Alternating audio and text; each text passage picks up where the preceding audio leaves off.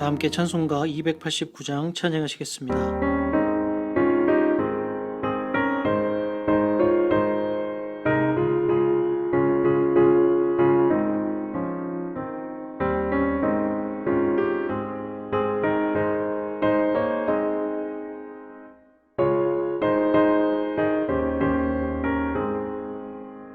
주 예수 내 맘에 들어와 계시고 변하여 새 사람 되고 내가 늘 바라던 참빛을 찾았고 주 예수 내 맘에 오신 주 예수 내 맘에 오신 주 예수 내 맘에 물밀듯 내 맘에 기쁨이 넘치고 주 예수 내 맘에 오심 주 예수 내 맘에 들어와 계신 후 망령된 행실을 끊고 머리털보다 더 많던 내 죄가 눈보다 더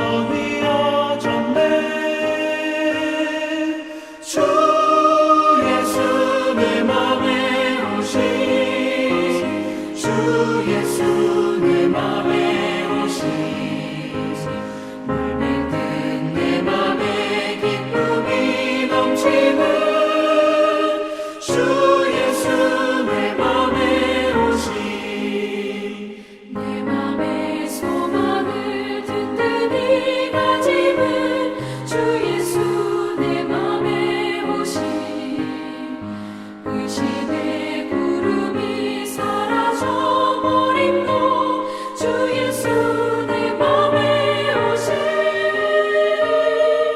주 예수 내 맘에 오신 주 예수 내 맘에 오신 물밀듯 내 맘에 기쁨이 넘치고 주 예수 내 맘에 오신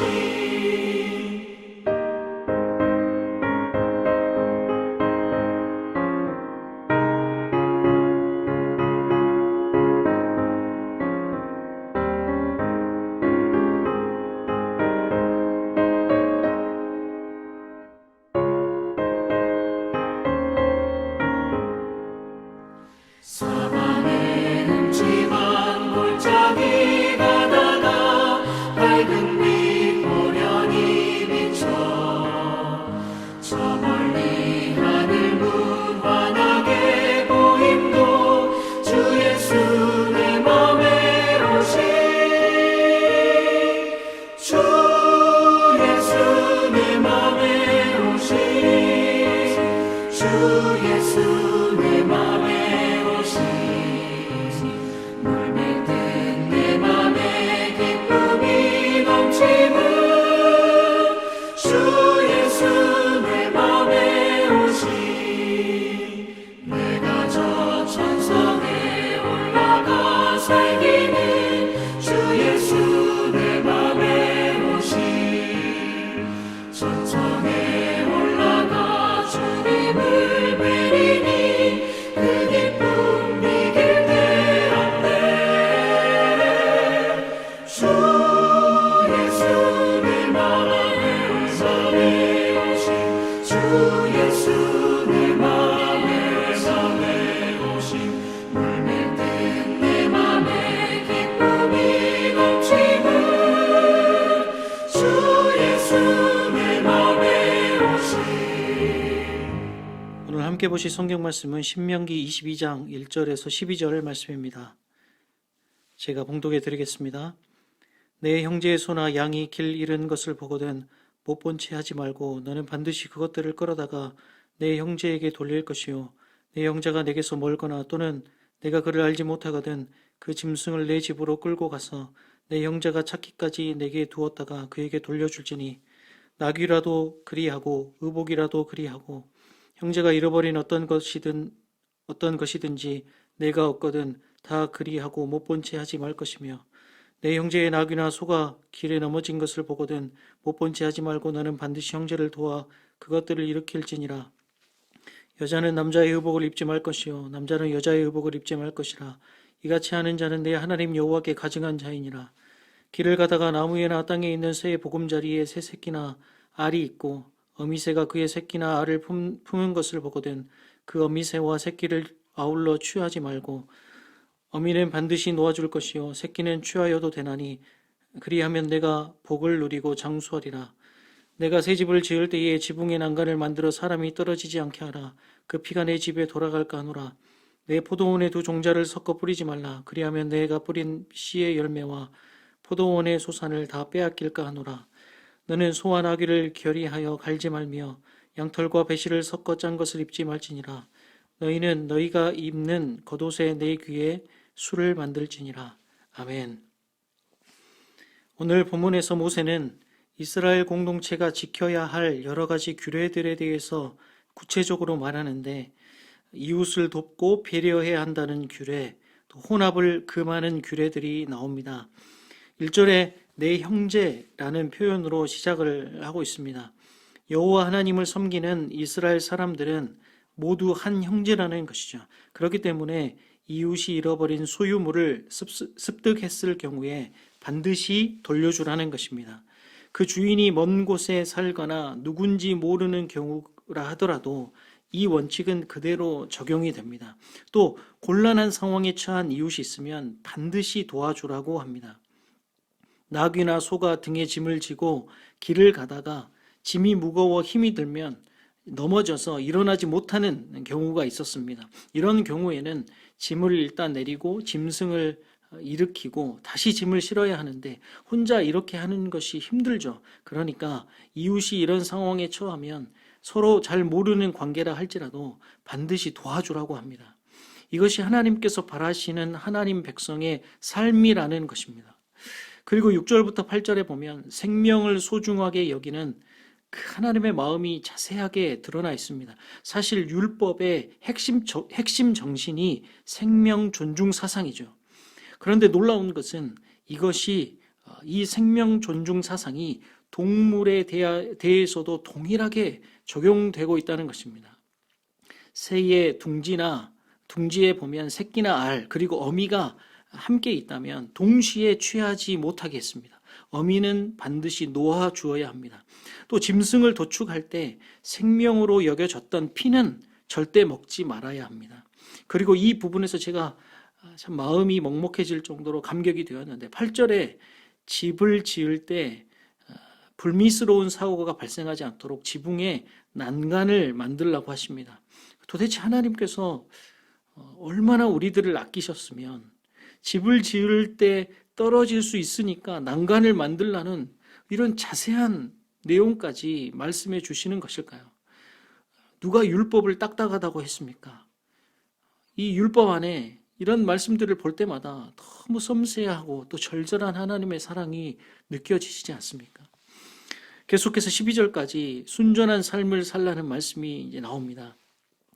율법은 혼합을 단호하게 금하고 있습니다. 두 종자를 한 밭에 뿌려서는 안 되고 서로 다른 가축이 함께 밭을 갈게 해서도 안 되고 옷감도 다른 종류의 실을 섞어 짜서도 안 됩니다.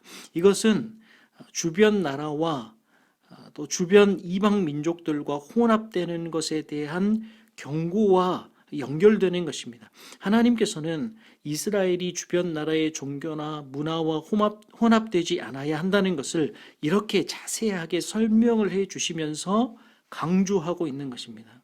12절에 보면 겉옷에 내 귀에는 술을 만들라고 하시는데 이것은 하나님의 법도를 기억하고 지킴으로써 구별된 하나님의 거룩한 백성이 되어야 한다는 것을 말씀해 주시는 것입니다. 그러니까 하나님께서는 자세하게 말씀을 주실 뿐만 아니라 그 말씀을 기억하는 방도 역시 너무 친절하게 말씀해 주고 계시는 것이죠. 제가 예전에 어떤 유명한 심리학 교수님의 강의를 들은 적이 있는데 그 교수님이 기독교에 대해서 말하면서 이런 말을 했습니다. 신학은 규범적 학문이기 때문에 실천적 부분이 약하다. 무슨 말이냐면 성경에는 어떤 개념적인 부분은 많이 있는데 실제로 어떻게 해야 되는지는 없다는 것입니다. 그것이 약하다는 것이죠. 그런데 과연 그렇습니까? 저는 오늘 말씀을 보면서 그분이 조금이라도 성경을 제대로 읽어봤으면 절대 그렇게 말하지 못할 것이라고 생각합니다. 오늘 말씀을 보면 하나님이 선택하신 이스라엘 공동체가 질서 있고 또 아름다운 공동체가 되기 위해서, 그리고 거룩한 백성으로 살기 위해서 얼마나 구체적이고 세부적으로 말씀하고 있는지 모릅니다. 마태복음 10장 30절에 나온 것처럼 머리털까지 세시는 하나님의 섬세하고 자상한 배려가 너무너무 자세하게 나타나고 있습니다. 죄로 인해 다 망가져 버려서 공동체에서 지켜야 되는 기본적인 상식들이 다 무너진 시대였습니다. 그런데 그러한 기본적인 상식들을 말씀을 통해 실제로 삶에서 회복시켜 주시고, 또 이방 민족들로 둘러싸인 이스라엘이 거룩한 나라로 살아가기 위한 질서를 이렇게 세심하게 세우시는 것입니다. 그래서 현실에 뿌리 박은 영성이라는 표현을 우리들이 쓰지 않습니까? 현실에 뿌리 박은 실제적인 영성을 하나님께서 회복시켜 주시는 것이고, 우리들에게도 지금 이 시대에도 그 원리가 동일하게 적용되는 것이죠. 사랑하는 여러분, 신약시대를 살아가고 있는 우리들은 오늘 본문에 나오는 율법을 문자 그대로 지키지는 않습니다. 그러나 율법에 담겨 있는 하나님의 뜻, 그 의미, 또 그 원리는 따라야 되는 것입니다. 우리들은 이웃의 어려움을 보면 적극적으로 도와야 합니다. 생명을 존중하는 삶을 살며 이 땅의 생명을 경시하고, 특별히 잔인한 것을 좋아하는, 잔인한 것에 사람들의 흥미와 관심이 몰리는 그 잔인한 문화가 사라지게 해야 합니다. 세상의 악한 문화를 우리들은 철저하게 경계해야 합니다. 자세하고 섬세하게 알려주시고 말씀하신 그 하나님의 방법처럼 우리에게 접근하시는, 또 말씀하시는 그 방법처럼 우리들도 작은 것 하나에서부터 세상과 구별된 하나님의 백성임을 드러내야 되는 것입니다. 그렇게 현실에 뿌리박은 영성으로 오늘 하루도 살아내는 저와 여러분들이 되기를 간절히 소원합니다. 기도하시겠습니다. 사랑과 은혜가 풍성하신 하나님, 이 새벽에도 하나님의 말씀과 기도로 시작하게 하심을 감사합니다. 이 시간 각 초소에서 드리는 그 예배의 자리마다 성령 하나님 임재하여 주시고 동일한 은혜를 허락하여 주시옵소서.